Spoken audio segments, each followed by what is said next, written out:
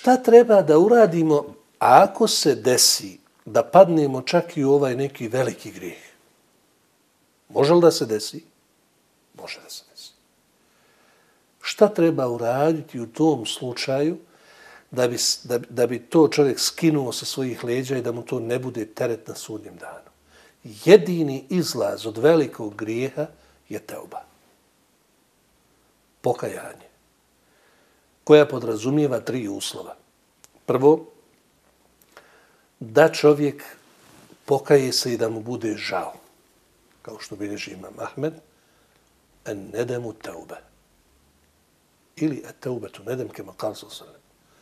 Pokajanje je teoba, odnosno teoba je pokajanje.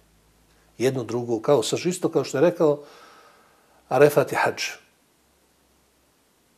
Znači, arefat je glavni sastavni dio toga.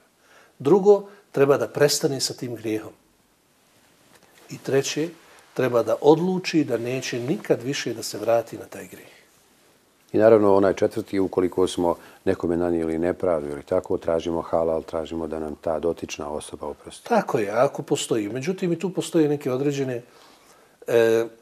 određeni propisi koji se razlikuju od slučaja do slučaja.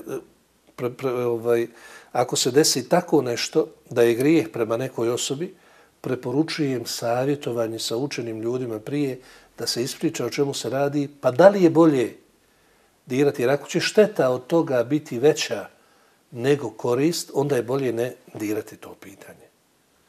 Znači, ako je u pitanju ljudski neki hak, savjetovanje sa učenim ljudima prije, pa tek onda. Po islamskom učenju ne postoji grijeh za koji se čovjek ne može pokajati. Brojni su hadisi gdje je poslanik alejhi salatu vesselam podsticao ljude da se vrate i da se kaju Allahu dželešanu. Allah voli da se ljudi pokaju. Poslanik alejhi salatu vesselam je vrlo jasno naglasio u hadisu kog bilježe imami Buhari i Muslim da Allah dželešanu pruža svoju ruku u toku dana da se pokaju oni koji su griješili u toku noći i pruža svoju ruku u toku noći da se pokaju oni koji su griješili u toku dana. Lallahu ašeddu farahan bi teubeti abdihi. Allah se više raduje pokajanju jednog svoga roba nego jedan od vas kada nađe izgubljenu jahalicu, kaže poslanik sallam, u pustinji na kojoj su mu sve stvari od kojih mu zavisi život. I ni u kom slučaju apsolutno nije dozvoljeno bilo kome da se ruga ili da se ismijava i kritikuje osobu koja je radila nešto u životu, pa se pokajala od toga i da čovjek kaže vidi sad ovako, sad onako, na neki način da ga sputava sa tog pravog puta. To je vrlo opasno i vrlo ozbiljan prijestup, pa čak i grijeh. Ismijavanje sa vjernikom i to u trenutku kada mu treba svaka moguća podrška.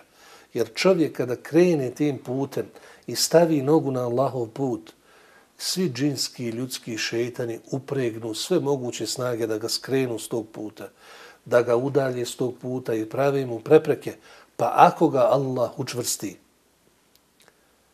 onda nakon toga kad se on ustabili na tom putu, uz Allahovu pomoć, on ide dalje prema svome gospodaru. Ali u tom trenutku da ti budeš prepreka, da odvodiš sa Allahovog puta ljude zato što su radili nekad nešto, to sebi čovjek ne smije dozvoliti. Naravno, postoji hadis poslanika alejhi selam gdje onaj čovjek upravo drugome čovjeku koji se pokajao prigovara ili tako nešto govori, pa Allah dželešanu kaže poništio sam mu sva dobra djela, a ovome sam oprostio sva loša djela, pa neka obojica krenu iz početka. Vrlo opasno. To je vrlo, što je ružno, prije svega nije pristojno, jer dok je bio u zabludi i dok je radio te grijehove što je radio, ti si ili šutio ili si ga podržavao.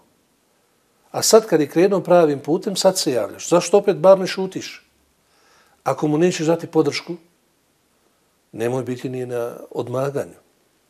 Prema tome, u najmanju ruku pristojno je pustiti ljude da biraju svoj život kako oni hoće da žive. Ali šeitani ne daju mira kad neko krene pravom putem, onda oni upregnu sve moguće vojske i ljudske i džinske da čovjeka vrate. Molim uzvišenog Allaha dželešanuhu da učvrsti naše noge na njegovom putu. Amin. Da nas učini od onih koji će biti od onih koji se čuvaju velikih grijeha i kojima će oprostiti njihove male grijehove i da nas učini od onih koji slušaju ono što je najljepše i rade ono što je najbolje.